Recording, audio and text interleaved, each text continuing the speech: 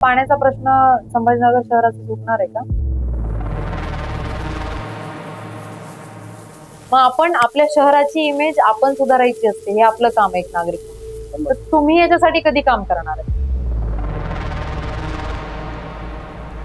सांडपाण्याचा तुमच्याकडे पण अजून एक मोठा प्रश्न आहे, तो कसं सोडवणार आहे? हा बदल कसा काय घडला? म्हणजे शिवसेनेचे जे मतदार होते ते भाजपच्या उमेदवाराकडे कसं काय अचानक वळले? तुमच्या प्रभागामध्ये 8,000 मतं मुस्लिमांचे सुद्धा आहेत. तुम्हाला असं वाटतं का की मुस्लिम भाजपला मतदान देतील? तुम्हालाच का निवडून द्यावं याचं काय कारण?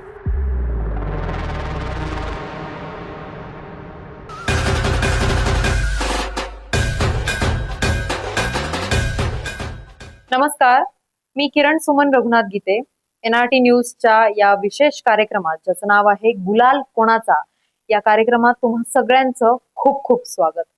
या कार्यक्रमात आपण वेगवेगळ्या नेत्यांना बोलवतो आणि आता तुम्हाला माहितीये गुलाल कोणाचा याचा अर्थ आपल्या स्थानिक स्वराज्य संस्थेच्या निवडणुका ज्या लागलेल्या आहेत, ज्याची रणधुमाळी आता सगळीकडे सुरू आहे, त्या संदर्भात आपण चर्चा करणार आहोत. कोणाशी? तर निवडणुकीच्या रिंगणात उतरलेल्या उमेदवारांशी. ते यामध्ये वेगवेगळ्या पक्षातील उमेदवार असोत, त्यांची कामं असोत, त्यांचा येणाऱ्या काळात नगरसेवक पदावरती विराजमान झाल्यावरती त्यांचा नेमका दृष्टिकोन कशा पद्धतीचा असणार आहे, कशा पद्धतीनं त्यांच्या प्रभागात ते काम करणार आहेत. पूर्वी वॉर्ड असायचे, आता 4 वॉर्डचा एक प्रभाग करण्यात आलेला आहे. तर त्या प्रभागाची ते कशा प्रकारे काळजी घेणार आहेत, त्यांच्या सगळ्या नागरिकांची मनधरणी ते कसे करणार आहेत आणि प्रश्नांची उत्तरं ते कशा पद्धतीनं सोडवणार आहेत, उत्तरं कशी देणार आहेत, त्या सगळ्या गोष्टींना ते कसं फेस करणार आहेत, त्या सगळ्या गोष्टी आपण या कार्यक्रमाच्या माध्यमातून, या पॉडकास्टच्या माध्यमातून आपण जाणून घेणार आहोत. तर आज आपल्या NRT न्यूज चॅनलच्या ऑफिसमध्ये एक खास पाहुणे आलेले आहेत. छत्रपती संभाजीनगरच्या प्रभाग क्रमांक 4 मधून जे भाजपचे उमेदवार निवडणुकीच्या रिंगणात आहेत, असे दीपक बनकर आपल्या सोबत आज त्यांचा दृष्टिकोन घेऊन आपल्या सोबत गप्पा मारणार आहेत.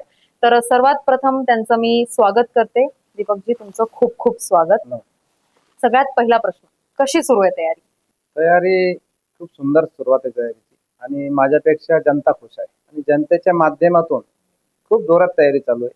जनतेच्या घराघरामध्ये व्यक्ती महिला असतील त्या खुश आहेत की भारतीय जनता पार्टीला यावेळेस इकडं आमच्या दारापर्यंत यायला आणि स्वतःचं भारतीय जनता पार्टीचं नाव घेऊन येतोय. आम्ही कोणाला सोबत घेऊन जात नाही. ज्यावेळेस निवडणुका व्हायच्या महानगरपालिकेच्या त्यावेळेस आम्हाला शिवसेना भाजप महायुतीचा आणि शिवसेनेचाच उमेदवार असं म्हणावं लागायचं. परंतु आता नागरिक इतके खुश झाले की जाताना आमचे सर्व पदाधिकारी असतील, कार्यकर्ते असतील, तर ते खुलेआमपणे म्हणतात की आता भारतीय जनता पार्टीलाच मतदान करा. आणि हे ज्यावेळेस जनता ऐकती, नागरिक ऐकतात, त्यावेळेस ते त्यांचं एक स्मित असतं आणि मनापासून असतात. हो, नक्कीच आम्ही खूप आतुरतेने या गोष्टीची वाट बघत होतो. आम्हाला 30 वर्षापासून कधी मतदान करण्यासाठी कमळ हे चिन्हावर आम्हाला मतदान करण्यासाठी वेळ मिळाला नाही किंवा आमची संधी आली नाही. आता तुम्ही आणलेली आहे, तुम्ही कमळ ओढून आणले. काही लोक तर मला म्हणाले की तुम्ही कमळ ओढून आणलं आणि आम्ही कमळाशिवाय दुसरे कोणालाही मतदान करत नाही आणि करणारही नाही. तर इतकी सुंदर सुरुवात आहे माझी आणि त्या सुंदर सुरुवातीने आणि जनतेच्या उत्साहाने माझं मनोबल आणखीन खूप वाढलं. नक्कीच. मग तुमच्या सांगण्यातून असं कळतंय की भाजपच्या उमेदवाराच्या आतुरतेनं तुमच्या प्रभागातले लोक वाट बघत होते. 100%.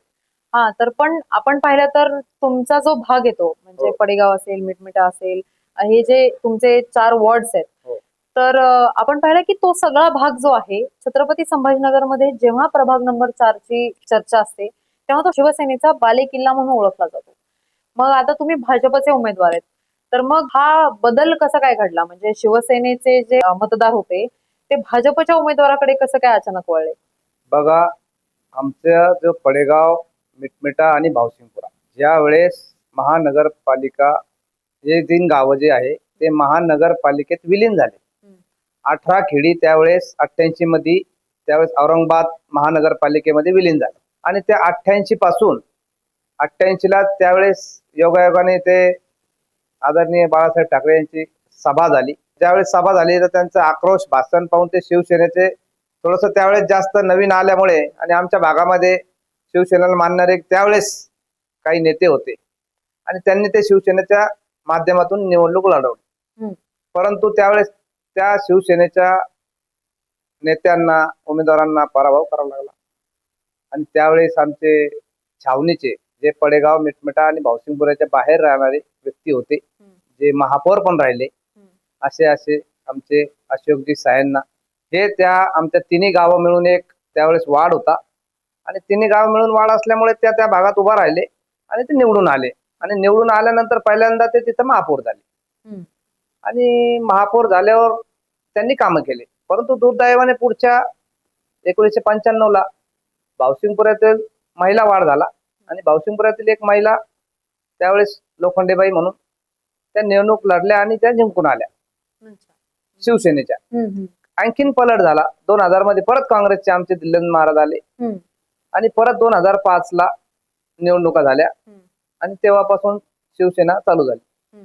आता शिवसेनेचा बाले किल्ला असं ते म्हणतात, परंतु साधं उदाहरण देतो आताच नगद. त्यांना जर असं वाटतं शिवसेनेचा बाले किल्ला आहे तर मग आमच्या पश्चिम विधानसभामध्ये पडेगाव, मिटमिटा, भावसिंगपुरा, दौलताबाद तुम्ही याद्या तपासा, जे रिझल्ट आले ते तपासा. तुम्ही प्रत्येक बूथवर मायनस का आहे त्याचं उत्तर आम्हाला द्या ना.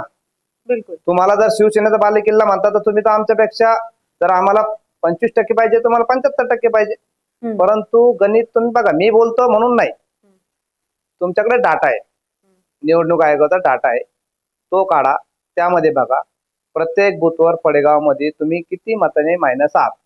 बरोबरी जरी असती तरी मी म्हटलं असतं ठीक आहे शिवसेनेचा बालेकिल्ला आहे, परंतु तुम्ही बूथवर मायनस आहात, वजा आहात. बूथवर तुम्हाला लोकांनी, याचा अर्थ काय झाला की लोकांनी तुम्हाला स्वीकारलं नाही, तुमच्या विकासाकडे लक्षच नाहीये. त्यामुळे तो बालेकिल्ला वगैरे काही नाही. बालेकिल्ला आम्ही विधानसभेतच मोडून काढला. जे उमेदवार अपक्ष होते त्यांना पक्षाचाही पाठिंबा नव्हता. जर त्यांना पक्षाचा पाठिंबा असता, एखाद्या कमळाचं त्यांचं पाठीमागे चिन्ह असतं तर ते नक्कीच यांच्यापेक्षा कितीतरी मतांनी विजयी झाले असते. पण आपण जर पाहिलं तर तुमच्या प्रभागामध्ये 8,000, जवळपास, मी चुकीचं नसेल तर 8,000 मतं मुस्लिमांचे सुद्धा आहेत. मग तुम्हाला असं वाटतं का की मुस्लिम भाजपला मतदान देतील? का नाही देणार? कारण त्यांच्याकडे जर मशालचा ऑलरेडी एक उमेदवार असेल त्यांच्याच तिथे काम करणारा, तर मग ते भाजपला, कारण भाजपची इमेज कशी आहे की हिंदुत्ववादी पक्ष आहे हा, तर मग मुस्लिम भाजपकडे तुम्ही कसं वळवणार? कारण बऱ्याच वेळा आपण पाहतो, विधानसभा असू देत, लोकसभा असू देत, स्थानिक स्वराज्य संस्थेच्या निवडणुका असू देत, मुस्लिम जे मताधिक्य आहे एकतर ते काँग्रेसकडे वळतं, आता मशालकडे वळतं, किंवा आपण पाहिलं तर वंचितकडे वळतं, पण ते भाजपकडे फार कमी प्रमाणात वळतं. पण तुमच्या भागामध्ये सगळ्यात जास्त मतांपैकी एक मुस्लिमांचा सुद्धा एक टप्पा आहे जो 8,000चा आहे. त्याच्याकडे दुर्लक्ष करून तुम्हाला चालणार नाही. मग तुम्ही त्यांचे मत तुमच्याकडे कसे वळवणार आहेत? बघा, हे 8,000 मत आहे हे मान्य आहे, तुम्ही चुकीचं बोलत नाही. आम्ही अभ्यास केला, 8,000 1,200 मतं त्यांचे आहेत. तर त्या मतामध्ये तुम्हाला कोणी सांगितलं की ते भाजपला टाकणार नाही? कारण तुम्ही विचार करा, त्यांनी आम्हाला एकदा अशी, मी त्यांची बैठक घेतली आता निवडणूक असताना, मुस्लिम मतदाराची. त्यांना बसवलं, 1,200 महिलाही बुरके टाकून बसल्या, माणसंही बसले, मिटिंग घेतली. तर मी त्यांना प्रश्न विचारला, तर मी त्यांना तुमच्यासारखा प्रश्न विचारला, तुम्ही भाजपला मतदान करत नाही आम्हाला माहिती. त्यातला एक माणूस म्हणाला, कोण म्हणाला तुम्हाला करत नाही? कशाहून तुम्हाला कळालं? म्हटलं हे बघा, हे बूथ असे असे तुमच्या इथे असं असं मायनस झालं.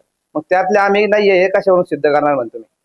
आणि मग त्यांनी एक असं ते त्यांचा म्हणजे देवधर्माचा प्रश्न, त्यांनी शपथ खाऊन सांगितले की आम्ही यावेळेस म्हणजे शिवसेनेला मतदान केलं. आम्हाला भारतीय जनता पार्टी, शिवसेना असं काही नाही, जो आमचा विकास करेल. आता त्यांनी मला परत उदाहरण दिलं, अब तुमने बोले कोरोना में जो राशन बांटे तो वो हिंदू मुस्लिम देख के थोड़ी बांटे. बरोबर है. तो जब से हमारी भावना पलट गई क्या नहीं, भाजपा के हो, शिवसेना, मतलब भाजपा के हो या किसी और पक्ष के हो, लेकिन जात पात बाजू में रख के आप लोगों ने हमको अनाज दिया खाने का. उस समय हम बाहर नहीं निकल सकते थे घर में, आपने हमारे घर तक अनाज पहुंचाया, तो हम क्यों, भाजपा का क्या संबंध है बोले. और उसके बाद ये जो निवडणूक है, ही जी निवडणूक आहे तर ही पक्षाची नसून एका कार्यकर्त्याची सामान्य, आणि तो कार्यकर्ता रात्रंदिवस आमच्यामध्ये असतो. पक्षाला आम्ही एक वेळेस थोडंसं बाजूला ठेवू, परंतु तुम्ही केलेली मदत ही आम्ही कधीही विसरणार नाही. आणि तुम्ही जिथं म्हणाल तिथं आम्ही मतदान करू. भारतीय जनता पार्टीचं आमचं मन आहे की नाही आहे ते आमच्या देवाला ना आम्हाला माहिती, परंतु तुम्ही केलेली मदत ही आम्ही कधी विसरणार नाही. त्यामुळे आम्ही मतदान हे तुम्हालाच करणार आहे. तुम्ही आमच्यासाठी आमच्या गल्लीत आहे ना, हम्म, आम्ही राष्ट्रीय पक्ष भाजपचा आहे म्हणून तिकडे थोडी जाणार आहे. हम्म. आणि त्यापेक्षा अजून त्यांनी एक उदाहरण दिलं की बाबा जे मुख्यमंत्री जे लाडक्या बहिणीला पैसे देतात त्याच्यात आमच्याही महिलांना पैसे येतात. मग ते काही जातपात पाहून थोडी आम्हाला पैसे देतात.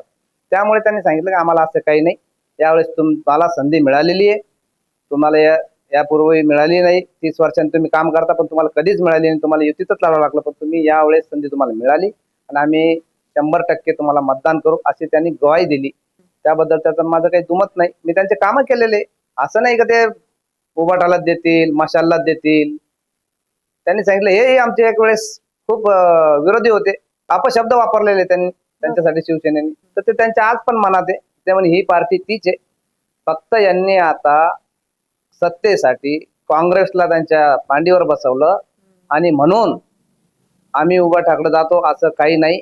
आम्हाला जे सुख सुविधा देईल, जो शासनाचे जे काय सुविधा असतात त्या मिळवून देईल, आम्ही त्याचं काम करू. आम्ही गोरगरीब जनता आहे, आम्हाला काही राजकारण करायचं नाही. बिलकुल. आमचं काम जो गल्लीतला माणूस करेल, जो विकास करेल, जो नगरसेवक असेल आणि त्याने जर आमचं काम केलं तर आम्हाला पक्षाचे काही घेणं देणं नाही. आम्ही माणसाला पाहून यावेळेस मतदान करणार. बरोबर. म्हणजे तुम्ही त्यांच्या मदतीला धावून आले तर ते 100% तुमचा पक्ष त्यांच्यासाठी मायने राखत नाही. नाही काही. त्यांच्यासाठी फक्त दीपक बनकर हा व्यक्ती महत्वाचा आहे. हो. मग हा तुमच्या पक्षासाठी आणि तुमच्यासाठी सुद्धा एक सकारात्मक पॉइंट मुद्दा असू शकतो या असू शकतो ना. निवडणुकीसाठी. तिथं मतदान होणारच आहे मला. बिलकुल ते बिलकुल. तुमचं मतदान झाल्यावर तुम्हाला एखाद्याच कदाचित कळत का दीपक बनकरला या दर्गा भागातून किती मतदान झालं. हम्म. मग ते लेखे धोका असेल ना, हो हो हो. तो काय असं हे नसेल. नक्कीच. मग तुम्ही त्या स्पेसिफिक कम्युनिटीसाठी, मुस्लिम मतदारांसाठी जेवढा या सगळ्यांचा तुमच्यावर एवढा विश्वास आहे, तुमच्यावर ते प्रेम करतात, पक्ष नाही तर त्यांना व्यक्ती महत्वाचा आहे, तुम्ही यांच्यासाठी काही भविष्यात काम करणार आहेत? बघा, त्यांनी त्यावेळेस मला सांगितलं का तुम्ही जर निवडून आलात तर आमच्यासाठी सर्वात प्रथम 2 कामे करा. आम्हाला जाण्यासाठी रस्ता नाही. अच्छा. आम्ही 25 ते 30 वर्ष झाले या भागात राहतो, परंतु तुम्ही जो प्रश्न विचारला आधी का मुस्लिम आम्हाला मतदान करत नाही म्हणून जो निवडून येतो उमेदवार तो त्यांच्यापर्यंत जात पण नाही आणि त्यांच्या भागाचा विकासाचा विचार पण करत नाही. परंतु मी त्यांना शब्द दिला तर मी जर खरंच तुमच्या बूथवर मला जर मतदान मिळालं किंवा मी निवडून आलो तर सर्वात आधी तुमचा रस्ता करून देईल. आणि त्यांनी दुसरी मागणी केली की आम्हाला पाणी इथं नाहीये, हा. पाण्याची खूप गरज आहे. मी तिथली परिस्थिती बघितली, त्यांच्याकडे टँकर पण खूप 15 दिवसाला एकदा जातो. म्हणजे भाग असलेला भाग आहे थोडासा. आमच्या पळेगावपासून तो उजव्या हाताला 1 किलोमीटर भाग पडतो. हो. तिथं रस्ता, पाणी आणि लाईटची खूप गैरसोय आहे. तर मी त्यांना सर्वात आधी सांगितलं की मी जर निवडून आलो तर तुम्हाला 6 महिन्यात मी सर्वात आधी तर 1 महिनाभरात तुम्हाला लाईट वगैरेचा प्रश्न साधा आहे म्हणून मी तुम्हाला लगेच करून देईन. राहिला पाण्याचा प्रश्न, तर पाणी आता सर्वांनाच स्मार्ट सिटीतून मिळणार आहे म्हणून ते पाईपलाईन टाकण्याचं काम माझं राहील. तर त्याचा पाठपुरावा करून आपण ती पाईपलाईन टाकू आणि तिथं तुम्हाला नळ देऊ. आणि लवकरच 1 6-8 महिन्यामध्ये जसं आपण वार्ता न्यूजपेपरला वाचतो की पाणी लवकरच मिळणार आहे, त्या पद्धतीने तुम्हाला पाणी मिळेल आणि रस्त्याचं काम तुमचं फास्ट करून देईल. म्हणजे आता पाण्याचा प्रश्न संभाजीनगर शहराचा सुटणार आहे का? नाही, बघा, तुम्हाला जेवढी माहिती आहे तेवढीच मला पण आहे. आणि आपण सर्वांनीच आता काल परत बातमी वाचली की भारतीय जनता पार्टीने जे आमचे आदरणीय सावे साहेब आहे कॅबिनेट मंत्री, तर त्यांच्या पाठपुराव्याने ते 2800 कोटी रुपये घेऊन ते पाण्याचं काम, आता पाईपलाईन कम्प्लीट झालेली आहे. आता टेस्टिंग वगैरे गाळ काढणं त्याचं चालू आहे. काल परत शहरापर्यंत पाईपलाईन कम्प्लीट झाली आहे? हो, नाही, तो जो प्लांट आहे ना पाण्याचा जिथं सर्क्युलेशन होतं पाणी, कांचनवाडीला जो प्लांट आहे तिथपर्यंत ती जोडले गेली असं ते न्यूजपेपरला आम्ही वाचलं. कारण 4 महिन्यांपूर्वी मी संजय केनेकर साहेबांचा इंटरव्ह्यू केला होता, तेव्हा मी त्यांना असं विचारलं होतं की मला तुम्ही तारीख आणि महिना सांगा की कधी पाणी येणार आहे. ते म्हणत होते की लवकरच येईल. लवकर म्हणजे कधी? लवकर येणार हे आम्ही खूप वर्षांचं ऐकतो. तर त्यांनी सांगितलेलं की डिसेंबर मध्ये येईल. मागे पुढे होऊ शकतं बोलले, पण डिसेंबर मध्ये येईल. कारण आता ते तुमच्याकडून मला ऐकण्यात येते की आता लवकरच पाण्याचा प्रश्न पण मिटणार आहे. कारण आपण पाहतो तुमच्या भागामध्ये, प्रभागात सुद्धा अनेक ठिकाणी पाईपलाईन झालेल्या आहेत, नळ आहेत दारामध्ये लोकांच्या, पण तिथे पाणी येत नाहीये. म्हणजे स्कीम्स इम्प्लिमेंट होऊन पण त्याचा काही फायदा नागरिकांना झालेला नाहीये. मग त्याच्यासाठी तुमच्या प्रभागात लवकरात लवकर पाणी आणण्यासाठी तुम्ही काम कराल का? 100% पाण्यासाठी बघा, मी तुम्हाला आधी सांगितलं की 88 मध्ये ज्यावेळेस हे गाव महानगरपालिकेत गेले होते, त्यावेळेसपासून काही महानगरपालिकेच्या मूलभूत सुविधेपासून आमची गावं अजून पण वंचित आहे. त्यांनी 15-15, 20-20 वर्ष राज्य केले, परंतु एक काम करू शकले नाही, गावचा वार्डाचा विकास करू शकले नाही. त्यामुळे यावेळेस जनता खूप नाराज आहे आणि जनतेने ठामपणे सांगितलेले आहे की आम्ही यावेळेस 100% भारतीय जनता पार्टीशिवाय कुठेच मतदान करणार नाही. आणि तुमचा राहिला पाण्याचा प्रश्न, तर पाण्याची पाईपलाईन बऱ्याच ठिकाणी आता स्मार्ट सिटी मार्फत आथरण्यात आलेली आहे. काही ठिकाणी राहिली तर आम्ही याच्या पुढे ते पाठपुरावा करून ती पाईपलाईन पूर्ण वसाहतीमध्ये टाकून घेऊ आणि तिथं नळ लावून ठेवू. आता पाणी जोपर्यंत, शहराचा असा विषय आहे की पाणी जोपर्यंत पैठणच्या धरणातून इकडे येणार नाही तोपर्यंत मिळणार नाही. हो. ते शक्यही नाही, कुठून इतकं पाणी दुसऱ्या धरणातून येऊ शकत नाही. आणि त्याच पद्धतीने जी पाईपलाईन मोठी पण झाली आमच्याकडे, जी आपल्या ज्या 52 टाक्या शहरामध्ये स्मार्ट सिटीने दिलेल्या आहेत, त्यापैकी एक टाकी आमच्याकडे मिटमिटा या भागामध्ये खूप मोठी पाणी टाकीचं काम चालू आहे. आता ते थोडस स्लो झालं, मी त्याचे पत्र पण दिलं तर त्याला थोडस स्पीड वाढून घ्यावा. त्यांचं एक 15-20 मीटर पर्यंत काम, 15-1 मीटर पर्यंत काम गेलं त्यांचं, मी बघून पण आलो. तर हे लवकरच पूर्ण होईल आणि काही पाण्याच्या टाक्या आता शहरामध्ये चालू होण्याच्या स्थितीत आहे, म्हणजे परत काम झालेलं आहे. आमच्याकडे अजून एक 4-5 महिने त्या टाकीला लागतील पूर्ण होण्यासाठी. आणि त्यानंतर तोपर्यंत किंवा त्यानंतर महिना-2 महिन्यात पाणी जर महानगरपालिकेत जर पैठणच्या धरणातून शहराला मिळवण्यात आली ती लाईन, तर 100% पाण्याचा प्रश्न सुटणार आहे. आणि आम्ही सुद्धा ते पाण्याचा, म्हणजे बघा, पाण्याचा विषय आला म्हणून सांगतो, आमच्या नागरिकाला इतका त्रास आहे पाण्याचा का प्रत्येक कॉलनीमध्ये सध्या, गावाला तर पाईपलाईन आहे थोडीशी, आमचं जे जुनं गाव होतं स्लम एरिया, त्या गावाला पाणी आहे म्हणजे पाईपलाईन आहे. पाण्याचा त्रास आम्हाला पण आहे की 8-10 दिवसाला कधीतरी पाणी सोडतात. आमच्या महिला वारंवार आम्हाला, आमच्या मागं, म्हणजे आम्ही नेतेगिरी करत असलो तरी घरामध्ये आम्हाला तो त्रास आहे, तुम्ही तर बाहेरचं बघता, मग घरामध्ये पाणी नाही, पाणी तुम्ही ते आणा, म्हणजे बरेच प्रश्न असतात. परंतु प्रत्येक वसाहतीमध्ये, प्रत्येक कॉलनीमध्ये ड्रम लावून घेतले लोकांनी. एक 200 लिटरचा ड्रम हे लावून घेतले आणि त्यानंतर त्या ड्रम मध्ये पाणी टाकण्यासाठी 2 ड्रम 400 लिटर पाणी, आणि ते पाणी महानगरपालिकेचे 900 रुपये महिना त्या ड्रमला. 2 ड्रमला 400 लिटर पाणी एक दिवस आड देतो आणि त्याचा मोबदला म्हणून 900 रुपये महापालिकेला ते लोक पेड करतात. आता बघा, साधा हिशोब आहे, 12 गुणिले 9 म्हणजे 900 रुपये महिना आहे, म्हणजे 10-11 हजार रुपये तुमचे वर्षाला चालले. मग आता वर्षाची पानपट्टी तुम्ही भारतात कुठल्या शहरात, म्हणजे महाराष्ट्रात कुठल्या शहरात आहे एवढी पानपट्टी, मला दाखवा. एकंदरीत शासनाने सुद्धा जनतेची लूट लावली. पाण्यासाठी तुम्ही इतकाले पैसे त्या लोकांनी मोजावे का? 900 रुपये जर 2 ड्रमचे घेता तुम्ही, तर साहजिक आहे वर्षाचे त्यांचे चालले ना 11-12 हजार रुपये. तर इतकी पाणीपट्टी कुठेच नाहीये. आम्ही नाशिकचं, पुण्याचं बघितलं तर काहीतरी ते 6 रुपये, 1000 लिटरला 6 रुपये. तर इतका मोठा डिफरन्स आहे ना, इतका मोठा त्रास त्या पाण्याचा आहे. आणि काही ठिकाणी बघा, आमच्याकडे एक कॉलनी आहे, माझी सैनिक कॉलनी म्हणून, त्यामध्ये सर्व म्हणजे माझे सैनिक असतात. ती कॉलनी त्या नावानेच आहे आणि 99% तिथं माझे सैनिकच आहेत, जे कन्नड भागातले, वैजापूर भागातले, तालुक्याचे आहेत, तिथे राहतात. हो, ते आमच्याकडे ते राहण्याचं कारण आहे का, आमच्याकडे ती सेंटरची जी आर्मीची कॅन्टीन आहे, त्या कॅन्टीनचा त्यांना लाभ मिळतो रिटायरमेंट झाल्यावर. आणि सेंट्रल स्कूल आहे, त्या स्कूलमध्ये आर्मीवाल्यांची मुलं शिकतात. त्या शिक्षणासाठी लेकरांच्या ते तिथं आमच्या इकडे राहतात. आणि आता ते समजा ते परमनंट झाले, राहण्यातील कॉलनीच बसली मोठी, एक 700-800 घरांची कॉलनी आहे. आता या लोकांना सुद्धा तोच मोबदला मोजावा लागतो. या लोकांना काही ठिकाणी बघा, कन्नड सारख्या ठिकाणी जे माझे सैनिक आहेत त्यांना पाणी फ्री केलं, त्याने पाणी पट्टीत लावत नाही. त्यांचं माझे सैनिकाचं त्याला एक झेरॉक्स लावतात आणि ते जर माझे सैनिक असतील तर त्याला पाणी पट्टीत लावत नाही, मोफत करतात. आणि तोच माझे सैनिक, 99% माझे सैनिक जर एका कॉलनीत राहतो तर शासन त्याच्याकडून 900 रुपये 2 ड्रमचे महिन्याला घेतो. मग या लोकांनी भारताच्या सीमेवर राहून आपल्या देशाचं रक्षण केलं, मग या लोकांना सुविधा नको का? बिलकुल द्यायला पाहिजे. महानगरपालिकेने याचा विचार करायला नको का? मग तुम्ही आयुक्तांना बोलणार आहे 100% बोलणार. का नाही बोलणार? आयुक्त असो की मुख्यमंत्री असो का कोणी असो शासनाचा, जर जनतेची दिशाभूल करून तुम्ही लूट करत असाल तर हे कदापिही आम्ही खपून घेणार नाही. आता आयुक्तांचा विषय निघाला, आपल्या शहरात म्हणा किंवा कुठल्याही भागात आपल्या शहराच्या डस्टबिन नाही आहेत, त्याच्यामुळं अनेक नागरिक काय करतात की एकतर सगळ्यात बेसिक मुद्दा ओला कचरा आणि सुका कचरा ह्याची जी कॉन्सेप्ट आहे, याची जी व्याख्या आहे ही आपल्या लोकांना माहिती नाहीये. म्हणजे ओला कशाचा, म्हणजे कांद्याचा पाचोळा आहे तर तो ओल्यात येतो की कोरड्यात येतो, किंवा घरगुती गोष्टी असतात त्या ओल्यात येतात की सुक्यात येतात, ह्या सगळ्या गोष्टी नागरिकांना माहित नाही. त्यांचं व्यवस्थित जे अवेअरनेस आहे, जनजागृती जी आहे ती आपल्या शहरात केली जात नाही. त्याच्यानंतर मग तो जर एकत्र केलेला कचरा असेल तर ते आपले जे महानगरपालिकेचे कचरा गोळा करणारी जी गाडी घंटा गाडी फिरते तर ती गाडी ती कचरा घेत नाही.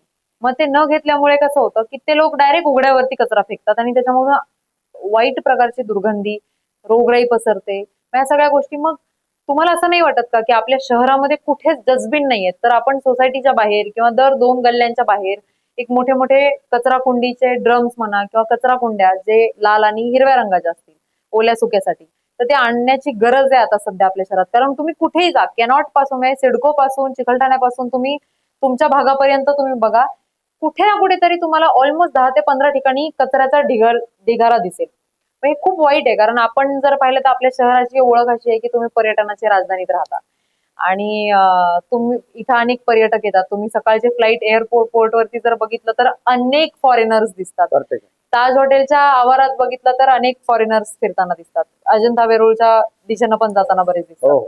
मग आपण आपल्या शहराची इमेज आपण सुधारायची असते, हे आपलं काम आहे एक नागरिक म्हणून. तर तुम्ही याच्यासाठी कधी काम करणार आहेत? बघा, डस्टबिनचा विषय काढला म्हणून सांगतो. डस्टबिनची काळजी आणि कचऱ्याची काळजी ही मी 2010 पासून सांगतो आणि याच उद्देशाने मी 2012 मध्ये माझ्या वार्डात, तर त्यावेळेस वाढ होता, मी माझ्या वार्डामध्ये 1,500 ते 2,000 डस्टबिन प्रत्येक घरी नेऊन घरोघरी देऊन त्यांना आवाहन केलं, कचरा तुम्ही तुमचं हे डस्टबिन मी तुम्हाला देतोय. 100 लिटरचं डस्टबिन होतं, ते मी त्यांना डस्टबिन दिलं आणि त्यांना आवाहन केलं की कचरा तुम्ही बाहेर टाकू नका, या डस्टबिन मध्ये टाका आणि ज्यावेळेस घंटा गाडी येते त्यावेळेस त्या गाडीत टाका. त्यावेळेस ती सुविधा नव्हती की ओला कचरा वेगळा करा, सुका कचरा वेगळा करा, असे कुठलेही तुम्हाला बंधन नव्हतं. तर त्यावेळेस मी त्या डस्टबिनच्या विषयी 2012 मध्ये आताचे आपले मंत्री आमदार साहेब, आता त्यांच्या हाताने मी ते डस्टबिन वाटप कार्यक्रम ठेवला होता. ते आजही मला त्याचा मी खालबरा फोटो बघितले मागचे, तर मला ते आठवलं की आपण ते 14 मध्ये डस्टबिन वाटले होते आणि ते प्रत्येक घरोघरी ते पोहोच केले होते. सुरुवातीच्या वॉर्डापुरते आहेत ना ते? हा, ते वार्डापुरते आहेत. मला मान्य आहे तुमचा शहराचा विषय तुम्ही सांगितला मला. नाही, आता तुमची जबाबदारी तर 4 वॉर्डांची असणार ना? हा, माझा आता बघा, मी आधी वार्ड म्हणूनच सर्व कार्यकर्ते पदाधिकारी काम करायचे, पण आता नवीन प्रभाग झाला, नवीन पद्धत आली शासनाची. आता ती आपल्याला अप्रूव्ह करावंच लागेल. बिलकुल. त्यांनी जे टाकले रिझर्वेशन, त्यांनी जे प्रभाग बनवून दिला तो आपल्याला मान्य केला, जनतेने केला, आम्ही केला. आता विषय राहिला प्रभागाचा. तर तुम्हाला सांगतो, तुम्ही मला सांगता की आम्हाला खूप वास येतो, बरोबर आहे, परंतु तुम्ही विचार करा, आमच्याकडे अर्ध्या शहराचा कचरा या राज्यकर्त्यांनी तिथं आणून ठेवला की दररोज आमच्या दाराहून त्या गाड्या भरून जातात आणि जी गाडी जाते ना मॅडम, त्या गाडीतून इतका दुर्गंधी येते का तुम्ही रस्त्यावर थांबू शकत नाही. चहा पीत जर आपण एखाद्या हॉटेल असेल तर ती गाडी गेली इतका त्रास होतो त्या वासाने. बिलकुल. त्या गाड्या आमच्या दररोज तिथून किमान 50 गाड्या जातात दरवाज्यावरून. आम्ही कसं करत असाल, जनता काय करत असाल, हा विचार शासन करत नाही.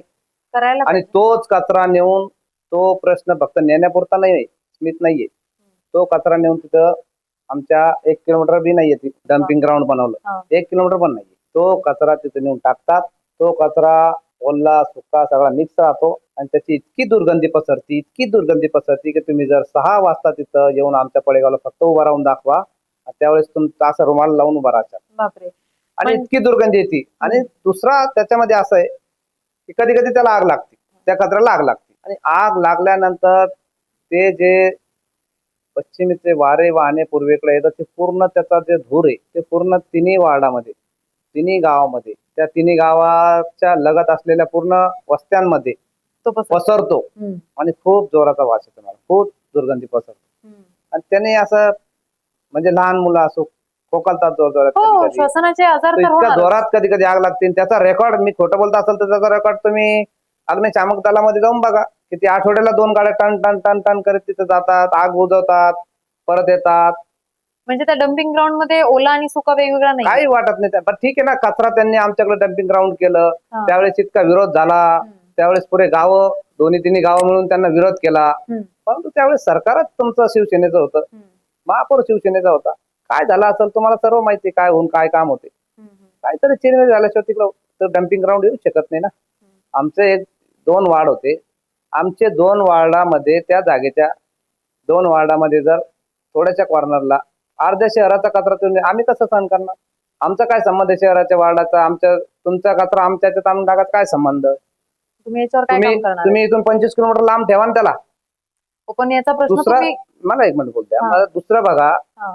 त्याच कचऱ्याच्या विषयी सांगतो ही झाली उन्हाळ्याची गंमत आणि तोच कचरा तीच प्रक्रिया असती पाऊस चालू झाला की पूर्ण पाणी पावसाचं पडतं तेच पाणी वाहून आमच्या मिटमिटा आणि बडेगावच्या मधून वाहत आता ते 3 छोटे छोटे झरणे आहेत तिथून उगम होतो आणि त्या 3 छोट्या छोट्या झरण्यांनी एक इकडे दिशेने एक इकडे दिशेने ते वाहत राहतो पसरतो आता पसरल्यानंतर आजूबाजूच्या ज्या वस्तीमध्ये ज्याने पिण्याच्या पाण्यासाठी म्हणा किंवा वापरण्यासाठी जे बोरवेल केलेले आहे त्या बोरवेल मध्ये हे पाणी जाऊन मिसळतं त्यातले मी तुम्हाला 800 बोरवेल दाखवेल 100 दाखवेल किमान 100 बोरवेल तर त्या बोरवेलचं जर पाणी आलं तर तुम्ही पाणी आहे केमिकली ओळखू शकत नाही इतकी म्हणजे अवस्था बिकट आहे तिथं त्या लोकांनी अक्षरशः आता एक नवीन वसाहत झाली तो प्लॅन्ट येण्याच्या आधी 1 वर्ष म्हणजे त्यावेळेस काम चालू होतं सुरुवातीला त्याचा वास नाही आला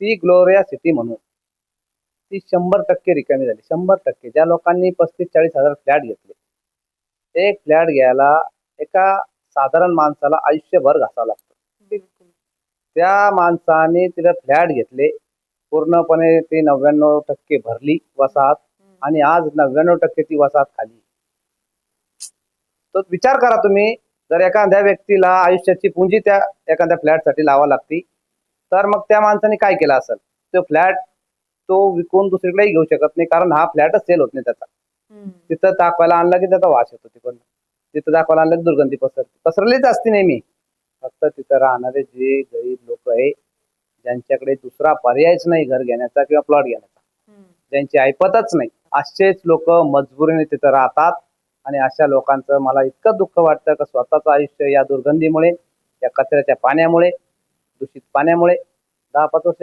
मॅडम सहज एक कम होणं त्यांच्या आयुष्याची खिलवाड या लोकांनी लावलेली आहे त्याचं काही तुम्ही प्रक्रिया पण करत नाही मॅडम कधी कधी काहीच नाही करत कचरा आणून टाकला का खूप साठलेला असतो खूप वास येतो आणि हे सगळे झालेले आहे ते त्यांच्या काळात तुम्ही आतापर्यंत त्याच्यावर प्रश्न का नाही उपस्थित खूप प्रश्न उपस्थित केले मग त्याच्यासाठी implement आंदोलन काय केले त्याच्यासाठी आता मी सांगतो तुम्हाला मी जर निवडून आलो तर 100% मी ते हटवण्याचा प्रयत्न करणार मी हटवण्याचा म्हणजे मला असं म्हणायचं नाही की महापालिकेने तिथं कचरा आणू नये शहराचा कचरा शहराचा पण त्याचं ठेवा योग्य नियोजन नाही करणं गरजेचं नियोजन तिथं ठेवायचंच नाही आम्हाला कसंही नियोजन केलं आहे.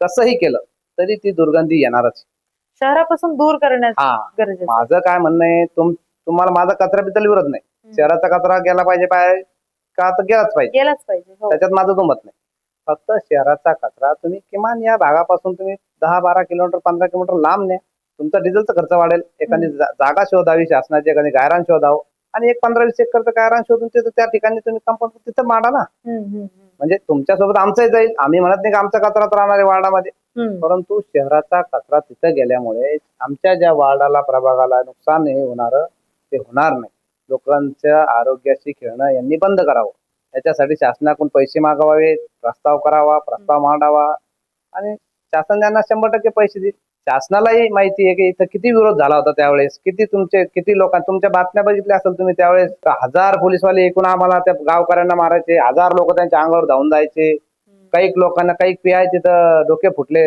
दगडफेकीमध्ये काही आमचे लोक घायल झाले केस चालल्या 12 भानगडी किती झाल्या त्याच्यामध्ये हो ना परंतु काही आता काय त्यावेळेस राज्यकर्ते होते त्यांनी ते ऍक्सेप्ट केलं नाही आमचं काही भाग नाही तुमचं म्हणजे दंडशाही हुकुमशाही सारखा त्यावेळेस परिस्थिती झाली आणि शेवटी हातावरचे लोक आहे, रोजचे कमावणारे, शासनासंग किती दिवस भांडणार. बिलकुल. हळूहळू तो प्रश्न कमी होत गेला आणि ती दुर्गंधी आज पण आम्हाला येते. तुम्ही बोलताना मगाशी आरोग्याचा प्रश्न उपस्थित केला ना, तर आता आपण तुमचा जर प्रभाग बघितला तर तिथे हाय प्रोफाईल लोकांची संख्या थोडी कमी आहे. सर्वसामान्य गरीब लोक जरी आपण म्हटलं तरी Middle वावं नाही class. ठरणार. मिडल Middle क्लास लोक आहेत तिथे राहणारे. मग बऱ्याच वेळा असं होतं की मिडल क्लास लोकांमध्ये स्वतःच्या आरोग्याची चाचपणी करणं ना कुठेतरी बाजूला राहतं. कारण खूप एवढ्या सगळ्या घराची जबाबदारी असते. मग काय करायचं चेकअप काही झाल्यावरती मग बघू आणि नंतर मग कळतं की बापरे सिव्हिअर काहीतरी आजार झालेला आहे. हो. पण मग आता आजकाल आपण पाहिलं की मेडिकल फॅसिलिटीज खूप जास्त महाग झालेल्या आहेत. मग बऱ्याच वेळा नेत्यांकडून आरोग्य शिबिरं भरवली जातात. मग तुम्ही आरोग्य शिबिरं भरवता का आणि इथून पुढे भरवणार आहात का? बघा, यापूर्वी मी कमीत कमी 7-8 वेळेस तिथं आरोग्य शिबिरं भरवली आणि 15-20 वेळा आम्ही रक्तदान शिबिरं घेतली. आता माझा प्रश्न हा आहे की आरोग्य शिबिरं भरून तात्पुरता इलाज करून किंवा तात्पुरता आपण तिथं 2 दिवस कॅम्प लावून आणि त्या 2 दिवसात नागरिक जे आहे ते तुम्हाला आधी सांगितलं की ते हातावरचे आहे. कामाला सुट्टी मारून ते त्यांच्या तब्येतीची किंवा आरोग्याची दक्षता घेऊ शकत नाही. घेऊच शकत नाही. हो, बिलकुल. त्यांना कोणत्या दिवशी सुट्टी आहे, त्या दिवशी तिथं आरोग्य शिबिर नसणार. त्यापेक्षा शासनाने किंवा जो निवडून येतो त्या व्यक्तीने तिथं मोठा दवाखाना उभारण्याची खूप गरज आहे. आमच्याकडे शासकीय दवाखाना किंवा उपचारासाठी असं टेम्पररी सुद्धा आमच्याकडे कुठं ठेवलेलं नाही.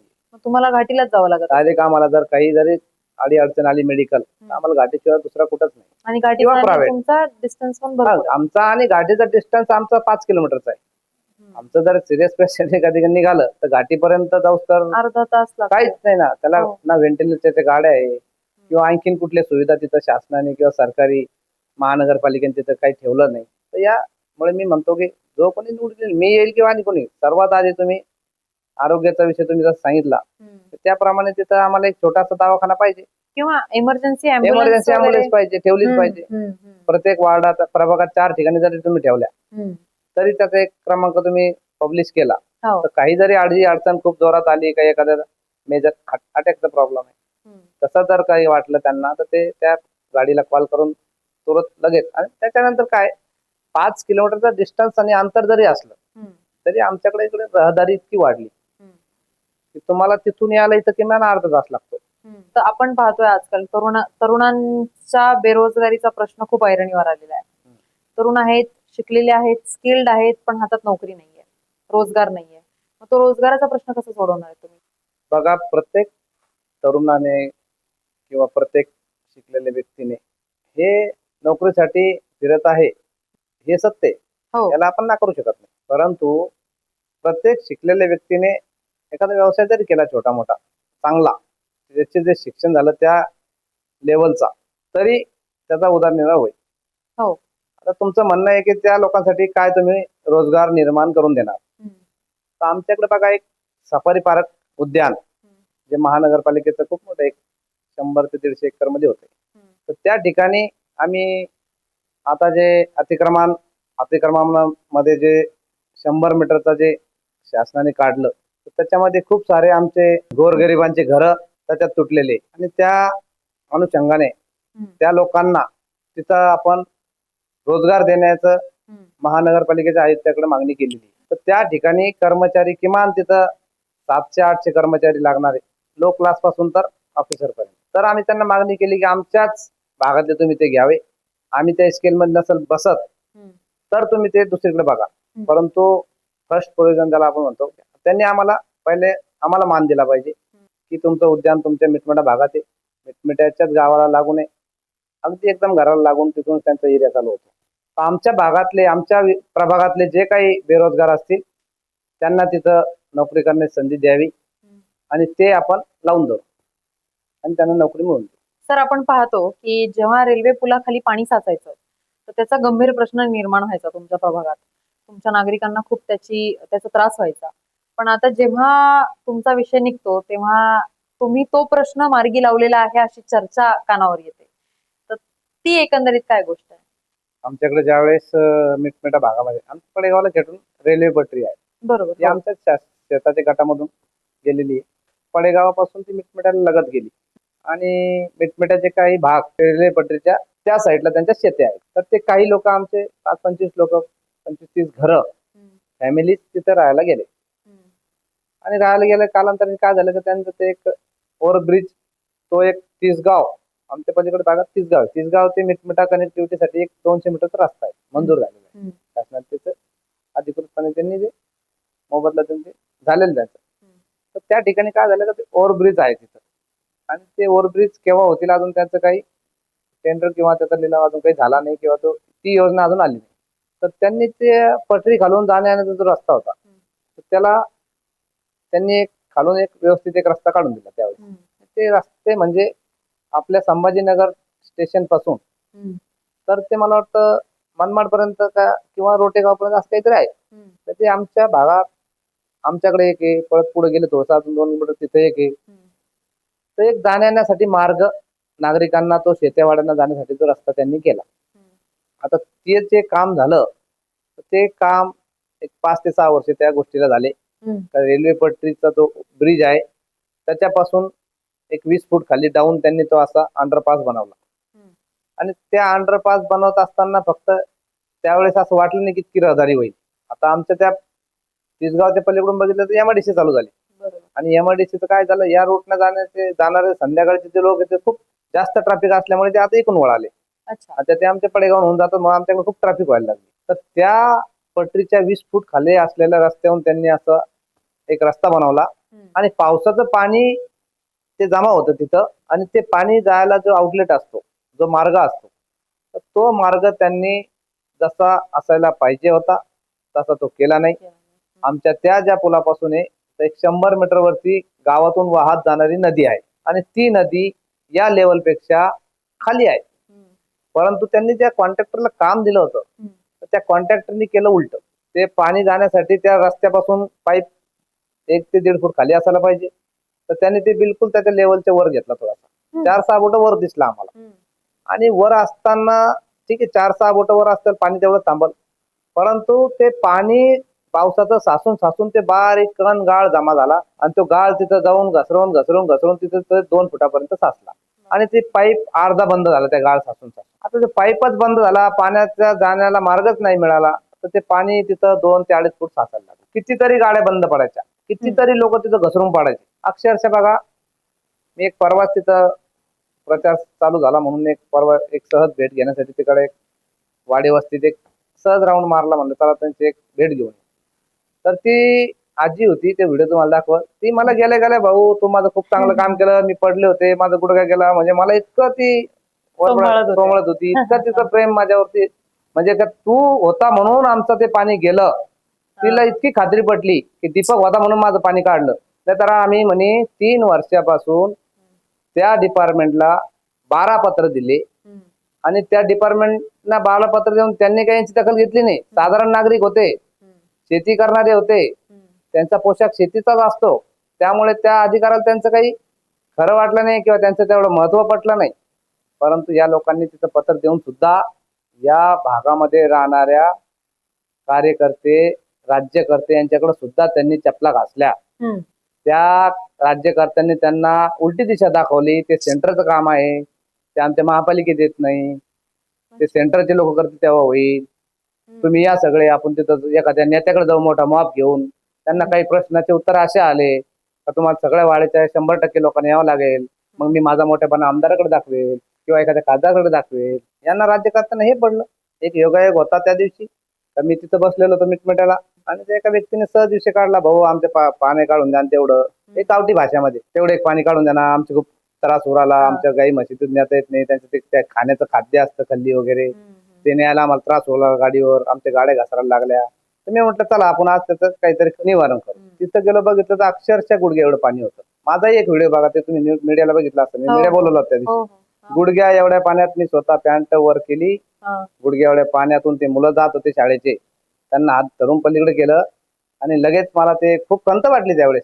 तुम्ही जर एखादं काम प्रॉपरली केलं तर त्या प्रॉपरली काम केलेल्या त्याचा काही तुम्हाला परिणाम दूषित होणार नाही, परंतु ते काम प्रॉपर न झाल्यामुळे ही दुरावस्था झाली होती. आणि सेंटरचं असं म्हणू साधारण माणसाचे माइंड बदललं होते यांनी, का ते सेंटरचं आहे, तुम्ही कुठं जाशाल, ते होत नाही आता. दिल्लीला जावं लागेल. तुम्हाला दिल्लीला, सिकंदराबाद, हैदराबाद त्यांचं सेंटर आहे. तर या शेतकऱ्यांची दिशाभूल करण्याचं काम त्यांचं चालू होतं इतके दिवस. बापरे. त्यांनी मला सांगितलं मी कुठं कुठं गेलो, आम्ही गावात असं गेलो, आम्ही गावात त्या नेत्याकडे गेलो, त्यांनी असं सांगितलं त्या नेत्याकडे गेलो. तर मी तिथं पोहोचलो आणि पोहोचलो तर माझे पदाधिकारी होते काही 5-25 ते जमा झाले. मी त्यांना फोन लावला, तुम्ही इकडे आज आपण येतो ते पाण्याचं थोडंसं कमी करू, काहीतरी मार्गी लावू याला. मग मी तिथे पोहोचलो आणि त्या अधिकाऱ्यांना फोन लावला, त्यांचा नंबर घेतला, फोन लावला, म्हणलं ऐसी ऐसी बात आहे. नाही बोले साहब वहाँ पे मैंने तो ट्रॅक्टर भेज दिया. मग माझा थोडासा पारा आणखीन घसरला. म्हणलं तू ट्रॅक्टर पाठवलं ते का परमनंट सोल्युशन आहे का? तू जेवढं पाणी ट्रॅक्टरने उपसतो त्याच्यापेक्षा दुपटीने पाणी येतंय ना, त्याचा कमी होण्याचा प्रश्नच नाही ना. तू काहीतरी परमनंट सोल्युशन कर. नाही बोले साहेब यार. मग मी त्याच्या वरच्या अधिकाऱ्याचा नंबर काढला, जे सिकंदराबादमध्ये बसतात, त्यांना कॉल केला, त्यांना ती सगळी तिथली परिस्थिती सांगितली, त्यांना व्हिडिओ कॉल करून आमचे सगळे नागरिक दाखवले. तोपर्यंत बरेच गावचे ज्यांना त्रास आहे असे सगळे नागरिक तिथं जमा झाले होते आणि मी त्याला ते व्हिडिओ कॉल करून सगळी परिस्थिती सांगितली. त्यांनी मला थोडंसं उडावडीचे उत्तर द्यायचं सांगितलं, देण्याचा प्रयत्न केला. पण मी त्याला योग्य त्या दिशेने, योग्य त्या रीतीने त्याचा पाठपुरावा केला. एक दिवस त्याच दिवशी केला आणि त्याला ते समजून सांगितलं कायदा. तू ज्या कॉन्ट्रॅक्टरला काम दिलं त्या कॉन्ट्रॅक्टरला इथं पाठव किंवा त्याला ब्लॅकलिस्ट कर. बरोबर बरोबर. कारण त्यांनी काम तुझं उलट केलेलं आहे आणि त्यांनी काम उलट केल्यामुळे मला तुझा बोलायची पाळी आलेली. तर तू अर्जंट म्हणजे इमर्जन्सी तू काय करायचं कर, पण मला इथं 2 दिवसात हे पाणी जर नाही गेलं तर मी मीडिया समोर स्टेटमेंट केलं तर 2 दिवसात जर तुम्ही पाणी नाही काढलं तर मी इथं उपोषणाला पूर्ण दोन्ही गाव घेऊन बसत. आणि तो अधिकारी थोडासा भांबारला. त्यांनी लगेच म्हणजे ठीक आहे साहेब मी करता हूं कुछ तरी. मग मी थोडा रेफरन्स आमचे केंद्रीय मंत्री रावसाहेब दानवे होते, आमचे नेते, त्यांना मी त्यांचा रेफरन्स दिला आणि तिथं ज्या वेळेस माझ्या तक्रार व्हायच्या दिल्लीला, तिथले 1-2 अधिकाऱ्यांची पण ओळख दिली. त्यांनी तात्काळ लगेच दुसऱ्या दिवशी मला म्हटले ते वो ट्रॅक्टर अभी चलने दो, मैं कुछ ना कुछ उपाययोजना करता हूँ. परंतु त्यांनी दुसऱ्याच दिवशी त्या कामाची दखल घेतली आणि त्यांनी परत मला वाटतं काहीतरी 5-7 लाखाचं टेंडर काही असतं त्यांना ऑथराईज, त्यांनी ते केलं, सँक्शन केलं आणि लगेच दुसऱ्या दिवशी त्यांनी तिसऱ्या दिवशी माझ्याकडे 2 पोकलेन पाठवले. मला कॉल केला, साहेब मैं काम चालू कर रहा हूँ, कायच्या कारणाचे आहेत. मला साहेब सगळ्यात आधी ते पाईप उकडून फेका तुम्ही. ते झालेले वरती पाणी साचतं, खाली पाईप वर झालं तर पाणी जायचा प्रश्नच येत नाही. पाण्याला आउटलेट असेल, योग्य मार्ग असेल तर ते किती पाणी निघू द्या त्याच्यातून. ते म्हणजे साबू असं पाणी आता आहे, उगम होत आहे, तिथून उगम होतं असं त्याचं म्हणणं होतं. पण कितीही उगम होते आम्हाला त्याची अडचण नाही, ओलावा असेल आम्ही मान्य करू, परंतु ते पाणी जाण्याचं योग्य ते पर्याय काढ. तो साहेब बोले पाईप पे बहुत खर्च आहे. मला तुला काय करायचं तू कर.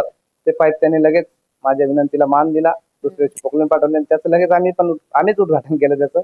आणि ते पाईप त्याने आता काढले, आता ती नाली करून खाली ठेवलेले काम चालू आहे आता. तर एकंदरीत त्या लोकांचं तुम्ही जे मला म्हटलं की पाण्याचा काय विषय, तर ते त्यांचे 4 दिवसात पाण्याचा मार्ग जे 4 वर्षांनी झटत होते, 4 दिवसात मार्गी लागल्यामुळे ती जनता माझ्यावर खुश आहे. म्हणजे याच्यातून लक्षात येत आहे की जर काम करायचं मनावर घेतलं तर त्याचा तोडगा लगेच निघतो. पण आपले नेते घेत नाही. आपला हा विषय. दुर्लक्ष करतात. त्याच्याकडे ज्या रीतीने बघितलं गेलं पाहिजे, कामाकडे ज्या नजरेने बघितलं गेलं हे होईल की नाही होईल, तिथं काय मला निधी थोडी आणायचा होता, बिलकुल काय पाठपुरा थोडी करायचा, प्रस्ताव थोडी बनवायचा होता का, प्रस्ताव मला मांडायचा होता का, मला काही पाठवायचा होता, काहीच नाही.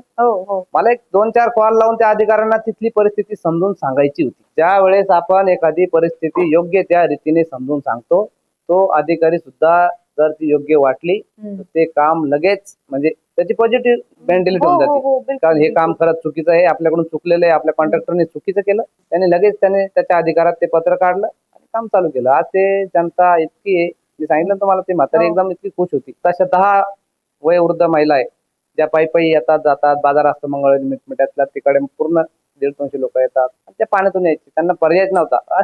त्याच्या पुढे जाऊन सांगतो मॅडम की ते पाणी जोपर्यंत होतं तोपर्यंत ते लोक जीव धोक्यात घेऊन पटरीहून प्रवास करायचे. शाळांची मुलं, खाली जास्त पाणी झालं ठीक आहे, थोडंसं असेल पोटरीपर्यंत ते जात होते, परंतु त्यांना असं वाटलं गुडघ्यापर्यंत पाणी, आपलं दप्तर वल्ल होईल, पुस्तकं वल्ले होतील, तर ते तिथून मागे फिरायचे आणि असे पटरीवरून जायचे लाईनच्या लाईन. आता एखादा अपघात घडला असता, एखादा जीवाशी खेळणं झालं असतं, एखाद्याचा जीव गेला असता तर ठीक आहे ना, कॉन्ट्रॅक्टरवर गुन्हा दाखल झाला असता की नसता झाला, पण शेवट एक जीव आपल्याला गेला असता. एखाद्याचा जीव इतका स्वस्त थोडी. रस्ते हजार बांधू पण एक जीव गेल्यानंतर तो अंत थोडी येईल. आणि लहान लहान मुलं शाळाचे, एखादा म्हातारा माणूस आहे, ट्रेन नाही कळाली, मी तुम्हाला असं म्हणत नाही, पण तुम्ही एक दिवस फक्त जाऊन 1 तास उभं राहून एखादी ट्रेन जाऊ द्या, तुम्ही एक ट्रेन जाऊ द्या. मी तिथं उभं होतो त्या दिवशी, 2 दिवस तिथंच होतो मी. तर ट्रेन अगदी जवळ जरी आली तरी तिला आवाज नाही आला. म्हणजे इतकं प्रगती झाली ट्रेन मध्ये पण. आधी काय खडखड खडखड आम्हाला आवाज यायचे. दुरूनच ट्रेन आली, आम्ही ज्यावेळेस आम्ही ते आमचं बालपण तिथे गेलं. आमचं ते शेळी मेंढी चारायला आम्ही जंगलात जायचो त्यावेळेस. तर ती पटरी आधीपासून आहे. तिथं पटरी ट्रेन जर आली त्यावेळेस तर खूप लांबून आवाज यायचा. बरोबर. परंतु मला सुद्धा अचंबा झाला त्या दिवशी की ट्रेन जर जवळ आली तरी मला आवाज आला नाही. म्हणजे त्यांच्या इंजन मध्ये म्हणा काय त्याचं तांत्रिक याच्यात त्यांनी सुधार केलेला आहे आतापर्यंत. जो आधी होता 30-40 वर्ष आधी, आता ती ट्रेन तिचा आवाज येत नाही आता. ती ज्यावेळेस सन्न अशी जाती जोरात त्यावेळेस ते कानात वारा आणि ती आवाज येतो. नक्की. तर असं जवळ ट्रेन आली, लहान मुलं असतात, रात्र असती बेरात्र असती, ते जर काही एखादी घटना घडली असती तर किती मोठी दुर्घटना झाली असती. मग काय तर. कोणाच्या तरी जीवाशी खेळण्यासारखा हो हो हो. आणि साधं काम होतं. पाणी फक्त खाली करायचं होतं. मी बिलकुल ते केलं. बिलकुल. रस्त्याच्या मुद्द्यावरून मला अजून आठवलं की आपण पाहतोय की आपल्या शहरामध्ये गेल्या 6-7 महिन्यांपासून अतिक्रमण हटाव मोहीम खूप जोरदार सुरू झाली. अतिक्रमण हटवण्यात आले वगैरे वगैरे. हो. तर आता रस्त्याचं रुंदीकरणाचं पण काम लवकरच सुरू होणार आहे आपल्या शहरातलं. असं ऐकण्यात तरी येत आहे. कधी त्याचं उद्घाटन होईल त्याची काही गॅरंटी नाहीये. पण जेव्हा कधी होईल हो. तेव्हा आपण पाहतोय की अतिक्रमणातल्या ज्या काही गोष्टी असणार आहेत, ज्या वैयक्तिक असतील किंवा सरकारी असतील किंवा समाजासाठी केलेल्या असतील, उभारलेल्या असतील, त्या गोष्टींच्या जागा आता बदलाव्या लागणार आहेत. तर तुम्ही त्याच्याकडे कसं बघता? कारण या गोष्टीमध्ये बऱ्याच तुमच्या भागामध्ये सगळ्यात जास्त मला असं वाटतं की महापुरुषांचे पुतळे आहेत. तुम्ही त्याचा पर्याय कसा शोधणार आहे? कारण ते मॅक्सिमम जे पुतळे आहेत ते अतिक्रमणामध्ये येतात आता सध्या. तर मग तुम्ही त्याचा तोडगा काय काढणार आहे? बघा, ज्यावेळेस रस्ता रुंदीकरणाचा प्रश्न आला, ज्यावेळेस त्यांनी जनतेला आव्हान केलं की आम्ही हा रस्ता 200 फुटाचा आहे, म्हणजे 60 मीटरचा आहे, तो 200 फुटाचा रस्ता आम्ही मोकळा करणार आहे. सर्वप्रथम मी तुम्हाला सांगतो, हा जो 200 फुटाचा रस्ता आहे हा त्यांनी 91च्या डीपी मध्ये टाकला. त्याआधी आमचे दोन्ही गावं रस्त्यावर होते. रस्ता डीपी मध्ये टाकल्यानंतर आमचे गावाचे वसलं गाव असं नाही, आमचं गाव आधी 91 त्यांनी रस्ता डीपी टाकला. आता तर डीपी रस्ता टाकल्यानंतर तुम्ही जर आज तो रस्ता रुंदीकरणात आणला, त्याचं टेंडर काढलं, तो रस्ता बनवायला सुरुवात केली, अतिक्रमण काढले, तर नियमाने शासनाने आधी त्यांना त्याचा मोबदला दिला पाहिजे. 91च्या आधी तो रस्ता 30 मीटरचा होता आणि 91च्या मंजूर डीपी मध्ये तो रस्ता 60 मीटरचा केला. मग जर तुम्ही 91ला 60 मीटरचा रस्ता केला तर आज 2025 आहे. 91 पासून 35 वर्षात त्याचा तुम्ही मोबदला देऊ शकले नाही लोकांना, जनतेला. सगळ्यात आधी जनतेचे जे घर गेले त्या घराचा मोबदला मी मान्य आयुक्त साहेब श्रीकांत त्यांना तिथं मिटिंग लावली, त्यांना ते बोलवलं आणि जे घर होते जुने त्या घरांना नगद स्वरूपात तुम्ही मोबदला द्या अशी विनंती केली. त्यांनी सांगितलं का ठीक आहे, जे जुने घरे होते आपण त्यांना नक्कीच प्रयत्न करू आणि जे त्याला लागून शेत्या आहे रस्त्याने किंवा ज्या लोकांनी 91च्या नंतर जमिनी घेतल्या त्यांना तुम्ही TDR स्वरूपात द्या, FSI स्वरूपात द्या किंवा लगेच ते नसन ऐकलं एक आता महापालिकेने तुम्हाला माहिती आहे मला माहिती, पण एक RCC नावाचं एक प्रमाणपत्र काढलं. हा माहिती. ते RCC प्रमाणपत्र लगेच तुम्ही एखाद्या बिल्डरला देऊन त्याचे कॅश स्वरूपात तुम्ही करू शकता, रोख रक्कम म्हणून. तर तुम्ही एखादं RCC प्रमाणपत्र काही लोकांना द्या, अशा कॅटेगरीमध्ये तुम्ही त्याचं निवारण करा.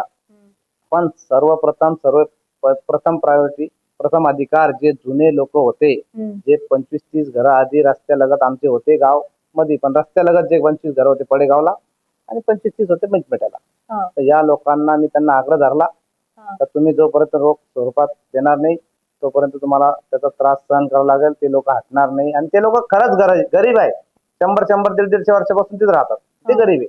तर ते म्हटले आपण करू. आता तुम्हाला जी माहिती ती पण आम्हाला आहे की याचं टेंडर झालं 200 कोटीचं झालं, नंतर म्हणाले 280 कोटी रुपये आणले, नंतर आमचे पालकमंत्री त्यांनी थोडेसे अजून वाढून आणले. या गोष्टी आम्ही पण ऐकतोय. हे तुमचं जे अतिक्रमण काढण्याचा विषय, हा विषय 6-8 महिन्यापासून चालू आहे. बरोबर. आणि टेंडरचा विषय 1 वर्षाच्या आधी ऐकतोय आम्ही. तर टेंडर झालं, पेपर मध्ये वाचलं, टेंडर झालं, 2 वेळेस टेंडर झालं, रस्त्याचे काही अजून उद्घाटन नाही.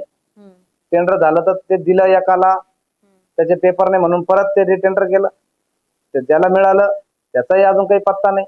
लोकांचे घर तोडून बसले 6 महिन्यापासून. ते लोक जे रस्त्यावर त्यांनी घरामध्ये आपल्या दुकानं मांडल्या होत्या, अक्षरशः त्या लोकांचे खाण्यापिण्याची अवस्था आज खराब झाली. ज्यांचं तिथं 200-300 स्क्वेअर फुटाचं घर होतं प्रॉपर, त्यांना तेवढंच होतं. त्या लोकांचं घर यांनी तोडून टाकले. ते लोक किरायाच्या घरात राहतात आणि त्याच घरामध्ये ते समोर 10 बाय 10 मध्ये दुकान चालवत होते रस्त्यालगत असल्यामुळे त्या लोकांचा आज उदरनिर्वाहाचा प्रश्न निर्माण झाला. त्या लोकांना काम शोधण्याच्या आज स्थितीमध्ये एका रोजचं रोज काम शोधून ते कमी करून खात आहे.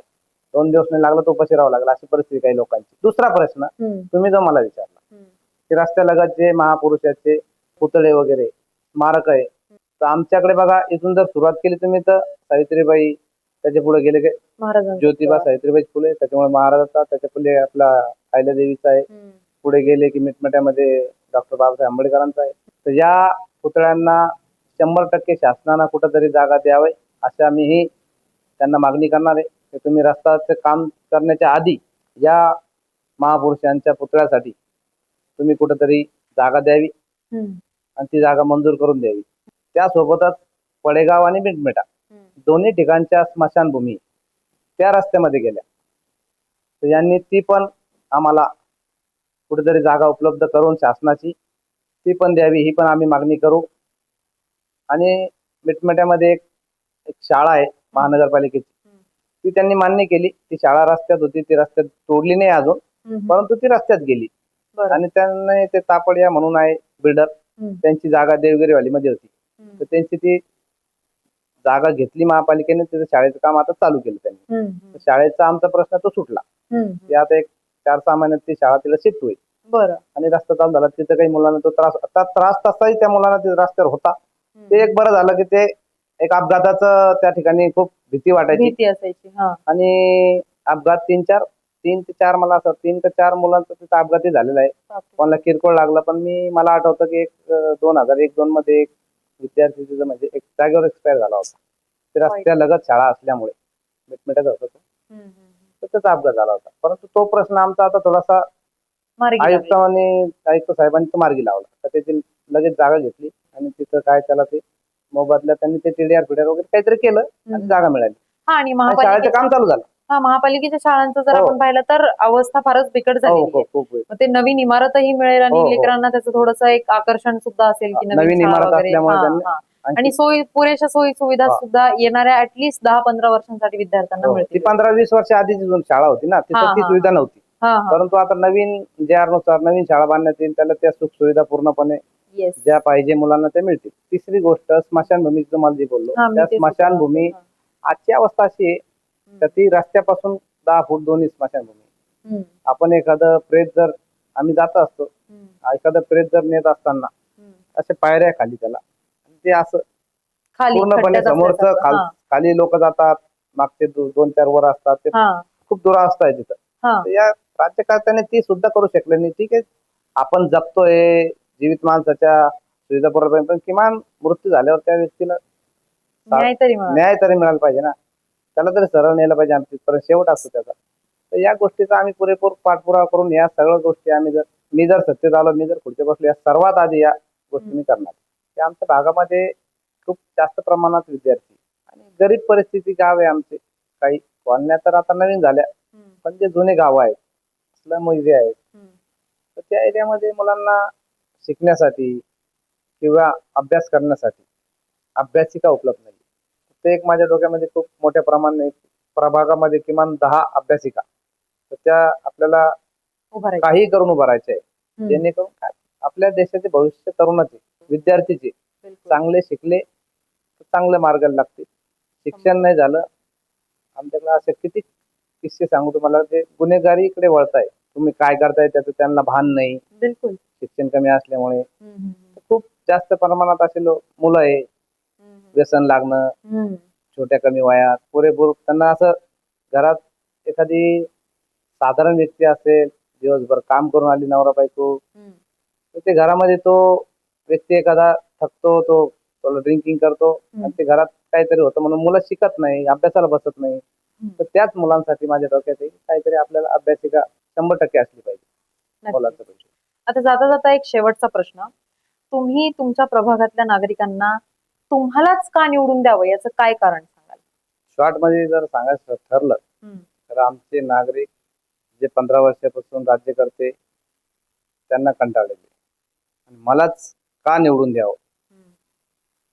तर नागरिकांना, कुठलाही नागरिक असो किंवा कुठली व्यक्ती असो, एखादा परिसर असो, त्यांना असं वाटतं की आपला नगराचा नगरसेवक कसा असावा. त्यांनी जर प्रतिमा डोळ्यासमोर ठेवली तर त्यांना असं वाटतं की त्याचा प्रतिमा खूप चांगली असायला हवी, गुन्हेगारीकडे वळालेली नसावी, तो कुठल्या व्यसनाला बळी पडू नये.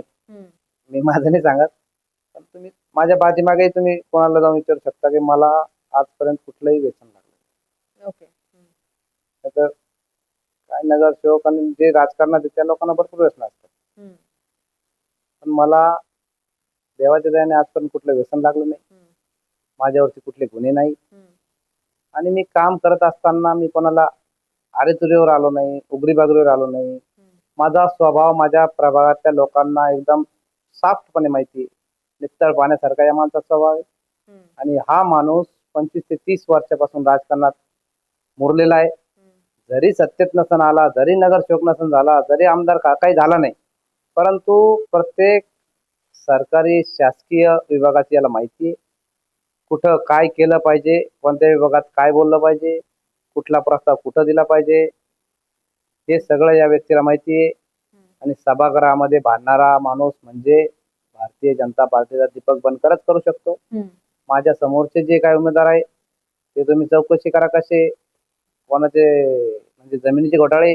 माझ्याकडे 10 लोक आले, माझे यांनी पैसे थांबवले, त्यांनी पैसे थांबवले, असे उमेदवार आहे माझ्या समोर की जे काम नाही करू शकत. ते त्यांच्या व्यवसायात असतात, त्यांचे ते दुसरेच व्यवसाय आहे, कोणाचे 2 नंबरचे, कोणाचे व्यवसाय जमिनीचे. तर ते त्या दृष्टिकोनातून नक्की. आता लोकांना असं वाटतं की एक सॉफ्ट चेहरा पाहिजे, आपला प्रश्न घेऊन जाणारा माणूस पाहिजे. आणि आपण जो नगरसेवक असतो तो नगरसेवक त्याच्यामुळेच निवडतो की आपला प्रश्न घेऊन त्या व्यक्तीने सभागृहात भांडला पाहिजे आणि काम आपलं केलं पाहिजे. त्यामुळे मला जनता चाहते. तुम्ही आता गुन्हेगारीचा मुद्दा काढलात म्हणून मला एक लक्षात आलं. मी नाव नाही घेणार त्या व्यक्तीचं, पण एक दोन दिवसापूर्वी तुमच्या विरोधातल्या एका कॅन्डिडेट वरती म्हणजे लूट करतात, लोकांची फसवणूक करतात, खोटे आश्वासनं देतात, या आरोपांखाली गुन्हा दाखल झालेला आहे. तर तुम्ही याच्याकडे कसं पाहता? माझ्या विरोधात 2 उमेदवार आहेत. तुम्ही म्हणतात ते मलाही माहिती मिळाली. त्या व्यक्तीवर काहीतरी प्लॉटिंगचा एक गुन्हा आता दाखल झाला. फॉर्म भरण्याचा 1-2 दिवस अगोदर तो झाला आणि झाल्यावर तो मला कळाला. जसा कळाला तर त्याने सांगितलं का 13 गुन्हा त्याच्यावर दाखल झाला प्लॉटिंग. मला एका व्यक्तीने सांगितलं. तर मी तुम्हाला आधी पण सांगितलं यांना नगराचा विकास नाही करायचा, यांना सत्तेत येऊन त्यांच्या लोकांच्या जमिनी हडप करायच्या. बघा, मी काही ठिकाणी गेलो, तुम्हाला खोटं वाटेल, त्या व्यक्ती ज्या ठिकाणी राहतात माझ्या विरोधातल्या, त्या गावात मी गेलो तर ते लोक म्हणाले की आम्हाला आमच्या जमिनी वाचायच्या आहे, आम्हाला राहिलेल्या जमिनी आम्हाला वाचायच्या आहे, त्यामुळे आम्ही बनकर साहेब तुम्हाला तुमच्याचकडे वळणार आहे. आणि जरी आमच्या जवळचे असले तरी आम्हाला त्याचा उपयोग नाही, आमच्या जमिनी आम्हाला आमच्या येणाऱ्या पिढीसाठी वाचायच्या आहे. तर त्याच्यातूनच आम्हाला समजलं की किती जमिनीचे घोटाळे, किती प्लॉटिंगचे घोटाळे, किती गुन्हे, किती लोकांचा तळतळाट तुम्ही घेणार. तर त्या मुद्द्यातून लोकांचं आता मन किंवा नजर अशी वळालेली आहे. तर त्या व्यक्तीकडून बाजूला हटली आणि एक चांगला चेहरा म्हणून त्यांनी आम्हाला ऍक्सेप्ट केला. आता आम्हाला त्यांनी यावेळेस आम्ही नक्कीच तुम्हाला भरभरून मतांनी निवडून देऊ असं त्यांनी स्पष्टपणे सांगितलं. ही तुमच्यासाठी खूप सकारात्मक गोष्ट आहे. आहेच ना, नक्कीच असणार आहे ना. 30 वर्षाचं फळ मिळणार आहे ना. माझी बघा, माझ्या परिवारामध्ये माझे 2 भाऊ आहे, आम्ही 5 भाऊ, एक एक्सपायर झाला, आम्ही 4 भाऊ आहे. 4 मधून आम्ही 3 भाऊ असे आहे समाजामध्ये नेहमी वावरतो, कोणाची वैर नाही, आमचे काही 2 नंबरचे व्यवसाय नाही, आम्ही कोणाचं तळतळ घेतलेलं नाही. आम्ही पण साधारण परिवारातून आलो. साधारण परिवारात आमचा एकदम साधारणपेक्षा गरीब परिवार होता आमचा. त्या गरिबीच्या काळातून आम्ही वर आलो. आम्ही आमची मेहनत केली, सर्व भाऊ मिळून आज पण परिवार आहे, सर्व सुखादुःखाला एक सोबत आहे. आणि आमचा परिवार हे प्रभागाला माहिती आहे, म्हणून प्रभागाला माहिती आहे की मी जरी निवडून आले, बनकर जरी दीपक बनकर निवडून आले, तरी त्यांच्या परिवार, त्यांचे भाऊ ते सर्व कारभार पाहतील तर ते एकदम नितळपणेच पाहतील आणि कोणालाही त्रास देणार नाही. आता आमच्याकडे त्रास देण्याचं खूप मोठं प्रमाण आहे. खूप त्रास देतात लोकांना. म्हणजे एकदम तुम्हाला सांगतो खालच्या स्तराला जाऊन हे लोक त्रास देतात. आणि ती जनता खुश झालेली आहे की बाबा काहीतरी तुम्ही त्या जॉईंट जे होतं भारतीय जनता पार्टी शिवसेना त्यातून बाहेर पडले, तुम्ही स्वतंत्र तुम्हाला कमळ मिळालं आणि आम्हाला त्याचं कमळाला मतदान करण्याचा योग आला. त्यामुळे ती जनता खूप खुश आहे. नक्कीच. आणि तुम्ही जनतेसाठी, महिलांसाठी सांस्कृतिक कार्यक्रमांचं देखील आयोजन करता, बरोबर? हो. यावर्षी तुम्ही होम मिनिस्टरचा सुद्धा कार्यक्रम केला होता आणि त्या होम मिनिस्टरच्या कार्यक्रमामध्ये तुमच्या प्रभागात चांगलीच चर्चा सुरू होती. ही कानावरती आलं होतं माझ्या पण. आणि त्याच्यानंतर आपण पाहिलं तर सांस्कृतिक कार्यक्रम तर तुम्ही घेताच. हो. पण सांस्कृतिक कार्यक्रमांसाठी, साखरपुड्यासाठी किंवा छोट्या सराई, लग्न सराई वगैरे यांच्यासाठी सर्वसामान्यांना त्यांच्या खिशाला परवडेल असं एकही सभागृह तुमच्या प्रभागात नाहीये. अगदी तर तुम्ही महापालिकेच्या थ्रू म्हणा, तुमच्या पक्षश्रेष्ठींकडे शब्द टाकून म्हणा, तुम्ही एक सभागृह उभारणार आहेत का? नक्कीच उभा आहे. कारण तुम्ही म्हणालात आता, पण मी हे 5 वर्षापासून माझ्या डोक्यामध्ये कल्पना आहे की आपल्याला एक सर्वसाधारण जनतेसाठी, सर्वसाधारण व्यक्ती असतो त्याच्यासाठी एक चांगलं वार्डामध्ये सभागृह असणं अत्यंत गरजेचं आहे. एखादा व्यक्ती आहे, त्या व्यक्तीला जर तुम्ही जसं बोललात की त्या व्यक्तीला एखाद्या साखरपुड्याला आपल्याला सभागृह पाहिजे आणि एखाद्या व्यक्तीच्या घरामध्ये तो कार्यक्रम आहे, साखरपुड्याचा असेल, एखादा छोटासा वाढदिवसाचा असेल, तर हा कार्यक्रम करण्यासाठी सर्वात आधी त्याला प्रश्न पडतो की एखादा लॉन्स वाला किती पैसे घेईल. लाखात असते किंमत. ती किंमत लाखात असते. 1.5 लाख 2 लाख असे मोजतात. त्याची जी उत्साहाची भावना असते, खुशी असते त्याला की माझा वाढदिवस, माझा साखरपुडा चांगला कार्यक्रम करेल, तर ते करत असताना त्या व्यक्तीची मेंटॅलिटी तिथे थोडी खचते. तर मी 1.5 लाख रुपये याला द्यायचे, तर मग बाकीच्या गोष्टी कशा करायच्या, आणखीन किती खर्च आहे, मग तो तिथं खचत चालतो थोडा आणि त्याचा कार्यक्रम तो यशस्वी होत नाही. तो मनोबल हरून बसतो. एखादं जर खरंच एखादं चांगलं सभागृह जर प्रभागात 4 ठिकाणी 4 असतील वार्डा निहाय, तर ते गोरगरीब जनता, तुम्ही आधी सांगितलं की बाबा आमच्याकडे काही अशी हाय प्रोफाईल लोक राहत नाही.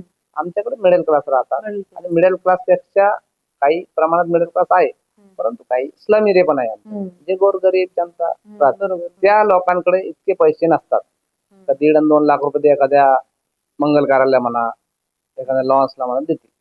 आणि त्यामुळे माझ्या डोक्यात कल्पना आहे की 100% मी शासनाकडे तो प्रस्ताव मांडणार आणि आम्हाला प्रत्येक वार्डानिहाय प्रभागात जर निवडून आलो तर किमान 4 सभागृह मी मोठमोठे बांधून दाखवणार. नक्कीच. तुम्ही कचऱ्याचा मगाशी प्रश्न विचारला, म्हणून माझा हा प्रश्न तुम्हाला विचारायचा राहिला. सांडपाण्याचा तुमच्याकडे पण अजून एक मोठा प्रश्न आहे, तो कसा सोडवणार आहे तुम्ही? नाही बघा, सांडपाण्याचा प्रश्न आमच्याकडे पूर्वी गावातून 2 नद्या व्हायच्या, खळखळून व्हायच्या, वर्षभर व्हायच्या, ते बंद होत नव्हते. आम्हाला आजही आठवतो लहानपणी आम्ही त्या पाण्यातच खेळलोय. ते पाणी डोंगरातून यायचं आणि ते उन्हाळ्यात सुद्धा चालू राहायचं.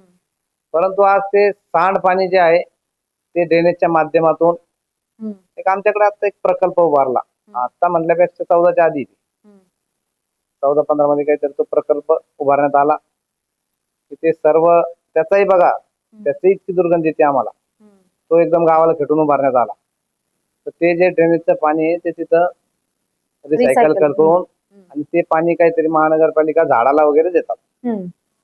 परंतु ती प्रक्रिया करत असताना आणि तो प्रकल्प गावाला खेटून एकदम ते मिटमिटाला खेटून तिकडा प्रकल्प आहे कचऱ्याचा आणि पडेगावला खेटून हा प्रकल्प आहे. हा पण 1-1.5 एकर मध्ये मोठा आणि पूर्ण पाणी तिकडचं इकडचं ड्रेनेजचं पाणी तिथं मिळवलं आणि त्याचा ते रिसायकल करून ते प्रक्रिया करतात. पाणी स्वच्छ झालं की झाडांना पाठवतात कुठं महापालिका आणि राहिलेल्या याच्यातून ते खत निर्मिती करतात किंवा खतासाठी ते रॉ मटेरियल म्हणून इथून टँकर भरून येतात. पण ते ज्यावेळेस जातं तिथून ते जाण्याचा जर तुम्ही मार्ग बघितला तर अक्षरशः तुम्ही म्हणशाल हे मुलांनी कसं राहावं. तो मार्ग जो आहे त्या प्लॅन्ट पासून मुख्य रस्त्यापर्यंत जाण्याचा, तर त्याला लगत आपली महानगरपालिकेची एक शाळा आहे. त्या शाळेत 100-150 मुलं असतात आणि ते टँकर भरून तिथं कंटिन्यू जात असतात. त्याचा तुम्हाला पाहिजे तुम्ही व्हिडिओ पाठवा. त्या शाळेच्या भिंतीला घेटून तो एक छोटासा रस्ता आहे, त्या रस्त्यालगत ती शाळा आहे आणि ती इतकी दुर्गंधी येते त्या मुलांना तिथं. तो एक प्रश्न चांगला विचारा तुम्ही, तर ते तो आरोग्याचा विषय. त्या लहान मुलांना ते इतकं सोसावं लागतं तिथून, आणि आजूबाजूला राहणारे मधून रस्ता आहे, आजूबाजूला दोन्ही कोण कॉलनी आहे, घर आहे, राहतात लोक, वसाहत आहे, आणि त्या ठिकाणाहून ते टँकर जातात, पाण्याचे असो किंवा ते रॉ मटेरियलचे असो, दोन्ही जातात आणि ती इतकी दुर्गंधी पसरतात तिथं, त्याचा काही मग तुम्ही त्याच्यावर तोडगा काढणार आहे का? 100% ते बंद करावं लागेल. ते एका साईडला न्यावं लागेल, एखाद्या ते शेतीमध्ये असलं पाहिजे, अगदीच. त्याच्यापासून जनता नागरिक हे दूर असले पाहिजे. बिलकुल. हे साहजिक प्रश्न आहे ना, साधे प्रश्न आहे, हे शासनाला बी समजते. हो. परंतु काय कुठली तरी चिरीमिरी घडून आणतात, काहीतरी मी जागा देतो, मी हे करतो, मी ते करतो, म्हणून ते अशा घटना घडतात, आणि त्या घटनेला आपल्याला आयुष्यभर बळी जावं लागतं, होय. बळी पडावं लागतं ना नागरिकांना. त्याच्यामुळे ते दोन्ही प्लांट तिथून दूर गेले पाहिजे. नसावेत त्याच्यासाठी या तुम्ही मताचा मी काम नाही. करणार. तो प्लांट असलाच पाहिजे, नाही, तो तर गरजेचाच आहे तो ना. गरजेचा आहे. त्याच्यातून रिसायकल करून वॉटर तुम्हाला झाडासाठी कामं येतं, आणि त्याचं रॉ मटेरियल खत बनतं. ते तुम्ही शेतामध्ये वगैरे तिकडे ते नैसर्गिक त्यांना ते प्रक्रिया आहे, ते करतात. ओके, चालेल सर. तुम्ही एनआरटी न्यूज मध्ये आलात, तुमचा महत्वाचा वेळ दिलात. तुम्ही पहिल्यांदा नगरसेवकाच्या निवडणुकीच्या मैदानात उतरलेले आहात. त्यासाठी तर एनआरटीच्या न्यूजच्या पूर्ण टीम कडून तुम्हाला खूप खूप शुभेच्छा तर असतीलच. गुलाल कोणाचा, तर गुलाल आमची सगळ्यांची अपेक्षा अशी असेल की तो तुमचाच असावा, आणि तुम्ही जो काही दृष्टिकोन घेऊन चालतायत त्याला तुम्हाला यश मिळावं, अशी आमच्या सगळ्या टीम कडून खूप खूप शुभेच्छा. खूप खूप धन्यवाद.